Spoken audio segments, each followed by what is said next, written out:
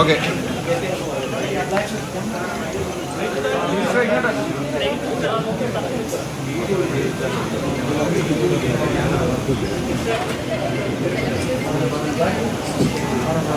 വയനാട് മണ്ണിടിച്ചിലുമായി ബന്ധപ്പെട്ട പൂർണ്ണമായ വിവരങ്ങൾ ലഭ്യമാകുന്നേ ഉള്ളൂ. ലഭ്യമായ വിവരമനുസരിച്ച് നമുക്ക് ഇതിനകം തന്നെ 6 പേരെ നമ്മൾ ഹോസ്പിറ്റലൈസ് ചെയ്തിട്ടുണ്ട്. നമ്മുടെ ഒരു ഫോഴ്സ് NDRF ഫോഴ്സ് വയനാടുള്ള ഫോഴ്സ് ഏതാണ്ട് അവിടെ എത്തിച്ചേർന്നിട്ടുണ്ട്. കോഴിക്കോട് നിന്ന് മറ്റൊരു ഫോഴ്സ് നമ്മൾ അങ്ങോട്ട് അയച്ചിട്ടുണ്ട്. പോലീസും ഫയർഫോഴ്സും മുഴുവൻ അവിടെ എത്തിയിട്ടുണ്ട്. നമ്മൾ ഫസ്റ്റ് പ്രയോറിറ്റി മണ്ണ് നീക്കം ചെയ്ത് മണ്ണിനകത്ത് ആരെങ്കിലും അകപ്പെട്ടിട്ടുണ്ടെങ്കിൽ അവരെ സേവ് ചെയ്യുക, രക്ഷപ്പെടുത്താനുള്ള സുരക്ഷാ വർക്കുകളാണ് ആരംഭിച്ചിട്ടുള്ളത്.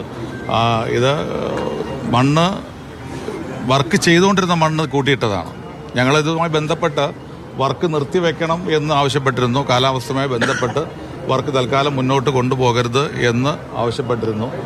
അതിൻ്റെ അടിസ്ഥാനത്തിൽ തൊഴിലാളികൾ കൂടുതലുണ്ടായിരുന്നില്ല, വർക്ക് നടക്കുന്നുണ്ടായിരുന്നില്ല.